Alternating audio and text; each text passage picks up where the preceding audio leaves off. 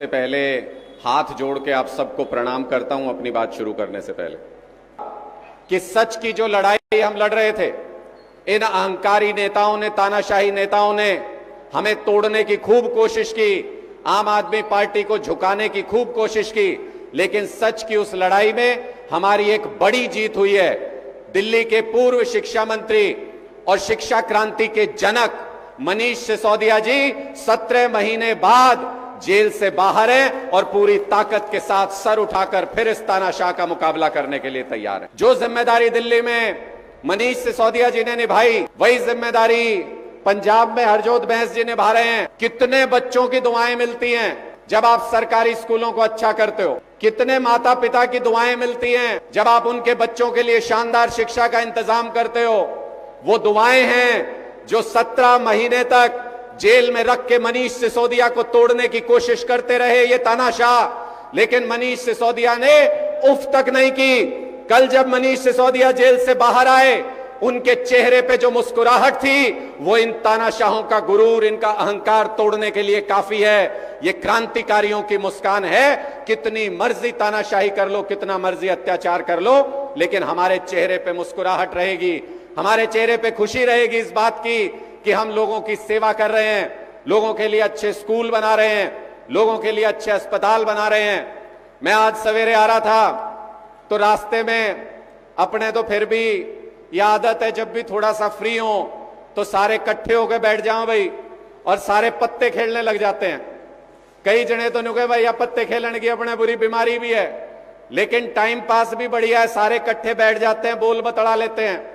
ऐसे ही कई साथी बैठे थे रास्ते में, मैंने गाड़ी रुकवाई राम राम करने के लिए।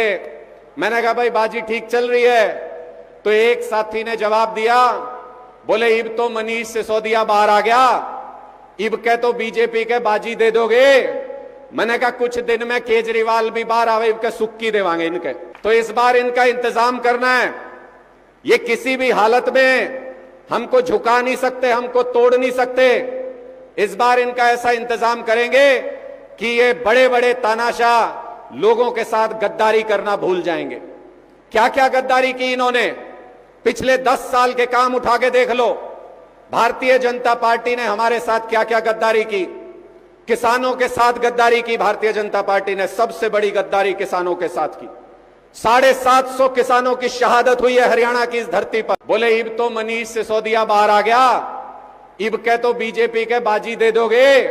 मैंने कहा कुछ दिन में केजरीवाल भी बाहर आवे, इनके सुक्की देवांगे इनके। तो इस बार इनका इंतजाम करना है। ये किसी भी हालत में हमको झुका नहीं सकते, हमको तोड़ नहीं सकते। इस बार इनका ऐसा इंतजाम करेंगे कि ये बड़े बड़े तानाशाह लोगों के साथ गद्दारी करना भूल जाएंगे। क्या क्या गद्दारी की इन्होंने, पिछले 10 साल के काम उठा के देख लो। भारतीय जनता पार्टी ने हमारे साथ क्या क्या गद्दारी की। किसानों के साथ गद्दारी की भारतीय जनता पार्टी ने, सबसे बड़ी गद्दारी किसानों के साथ की। 750 किसानों की शहादत हुई है हरियाणा की इस धरती पर, ये तैयार है। दूसरी गद्दारी हमारे युवाओं के साथ। हरियाणा का युवा, हर गांव में शहीदों के स्मारक मिल जाएंगे, हर गांव में शहीदों के नाम पे गेट बने मिल जाएंगे हरियाणा में। हरियाणा में मां अपने बच्चों को बचपन से सिखाती है कि बेटे बड़ा होके फौजी बनना, और सीमा पे गोली खाने का समय आए तो छाती पे गोली खाना, पीठ पे गोली लग गई तो परिवार का नाम खराब हो जाएगा। ऐसे हरियाणा के अंदर इन्होंने हमारे जवानों के साथ गद्दारी की। अग्निवीर योजना लेके आए। अग्निवीर योजना मतलब कहते हैं 4 साल में रिटायर कर देंगे हमारे युवाओं को। 17 साल में हमारा बच्चा फौज में भर्ती होगा। वो चाहता है पूरी जिंदगी देश के नाम कुर्बान करना, और ये कहते हैं कि 4 साल बाद 21 साल में रिटायर कर देंगे हमारे बच्चों को। मैं आपसे कहना चाहता हूं, जो आपके बच्चों को भरी जवानी में रिटायर करना चाहती है, ऐसी भारतीय जनता पार्टी और इसके नेताओं को राजनीति से हमेशा हमेशा के रिटायर कर दो इस चुनाव के अंदर। हमेशा हमेशा के लिए इनको रिटायर कर दो इस चुनाव के अंदर। मैं ये तो मैंने कहते सुना है लोगों को, कहते हैं जी एक तरफ कुआं है, एक तरफ खाई है, लेकिन हम भी गजब लोग हैं हरियाणा के। इतने भोले लोग हैं, जो हाथ जोड़ के आता है हमारे पास कि वोट दे दो, हम कहते हैं जा बेटा तू भी राज कर। 5 साल उसको राज में बिठा देते हैं, हर चुनाव में कहते हैं एक तरफ कुआं एक तरफ खाई है, लेकिन कभी कुएं में कूदते हैं, कभी खाई में गिरते हैं। मैं आपसे पूछता हूं, ये कुएं और खाई चुनते चुनते कितना समय हो गया आपको? आपके बच्चों के लिए अच्छे स्कूल बन गए क्या? आपके बच्चों के लिए अच्छे सरकारी स्कूल हैं क्या? सारे प्राइवेट में पढ़ाना पसंद करते हैं अपने बच्चों को। तो अगर आपको कोई भी सुविधा नहीं मिली आज तक, दिल्ली में ऐसे सरकारी स्कूल बना दिए अरविंद केजरीवाल जी ने कि अमेरिका का राष्ट्रपति हिंदुस्तान आता है तो उसकी पत्नी कहती है केजरीवाल के स्कूल देखने जाऊंगी। और अब मनीष सिसोदिया जी जेल से बाहर हैं तो शिक्षा क्रांति और तेज होने वाली है दिल्ली के अंदर। और शानदार स्कूल बनाएंगे, पूरे हिंदुस्तान में बनाएंगे। और केजरीवाल जी की तीसरी गारंटी है कि हरियाणा में सरकार आते ही हरियाणा का भी एक एक सरकारी स्कूल शानदार बनाएंगे। आपके बच्चे और अफसरों के बच्चे एक बेंच पे बैठ के पढ़ेंगे हरियाणा के अंदर। केजरीवाल जी की चौथी गारंटी है, आज माताएं बहनें यहां कम संख्या में हैं, आप घर जाके बताना, अपने अपने घर में सबको बताना, 18 साल से ऊपर की हर महिला को केजरीवाल जी की गारंटी है, हमारी सरकार आते ही 18 साल से ऊपर की हर महिला को 1000 रुपए महीना सम्मान राशि देंगे। 1000 रुपए महीना। घर में मां बेटी बहू अगर हैं तो ये समझ लो घर में 3000 रुपए महीने का आएगा सम्मान राशि के रूप में। पांचवी गारंटी, सबसे महत्वपूर्ण गारंटी जिसको मैं समझता हूं, जिससे हरियाणा का भविष्य बनेगा। 25 लाख युवा बेरोजगार है आज के दिन हरियाणा के अंदर, 25 लाख युवा।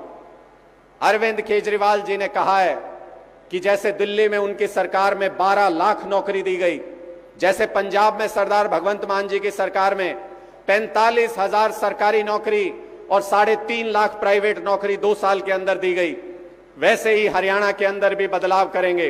केजरीवाल जी की गारंटी है 100% रोजगार हरियाणा में सुनिश्चित करेंगे। हर हाथ को रोजगार होगा, हरियाणा का हर युवा के पास रोजगार होगा। मैं बहुत से युवा साथी हमको मिलते हैं, झंडे उठाते हैं आम आदमी पार्टी के मजबूती के साथ और कहते हैं कि जी नई पार्टी है, हमने इसका झंडा पकड़ लिया है। मैं उनको हमेशा कहता हूं, यहां भी जो युवा साथी झंडा हाथ में पकड़े हो वो याद रखना मेरी बात को। आज जिन हाथों में आम आदमी पार्टी का झंडा है, कल उन हाथों में नौकरी का सर्टिफिकेट होगा हमारी सरकार आने पे। ये वादा है अरविंद केजरीवाल का, अरविंद केजरीवाल की गारंटी है। 2 लाख सरकारी नौकरी खाली पड़ी है हरियाणा के अंदर। पहली कलम से 2 लाख सरकारी नौकरी हरियाणा के लोगों के लिए निकालेंगे। ये केजरीवाल की गारंटी है, पत्थर की लकीर है। अपने अपने बच्चों को जाके बता देना। हरियाणा के अंदर अगर ये 5 बदलाव हो गए, ये 5 गारंटी लागू हो गई, तो आप सबकी जिंदगियां बदल जाएंगी। सोच के देख लेना कौन सी गारंटी आप में से किसके काम की है। और ये भी सोच के देख लेना, कभी बीजेपी कभी कांग्रेस, कभी बीजेपी कभी कांग्रेस, बीच बीच में मौका लाग जाए तो कभी चौटाला कभी बंसीलाल, सबके नंबर लगवा दिया आपने। एक मौका अपने बेटे को देके देखो, अरविंद केजरीवाल को देके देखो कैसे हरियाणा बदलता है। मौका तो 5 साल बाद आता रहता है हर बार।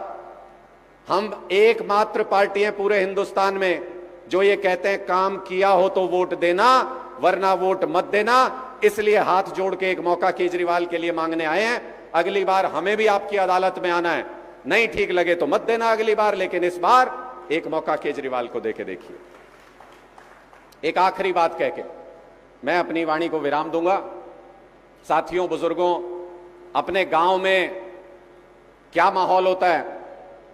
मेरी इसकी लड़ाई किसी बात पे हो रखी है, मेरी इससे बहस है किसी बात पे, ये फलानी पार्टी का, ये फलानी पार्टी का है। लेकिन शहर में गांव के किसी बेटे के ऊपर अगर आंच आ जाए तो पूरा गांव एक होकर के उसकी मदद करता है, उसका साथ देता है।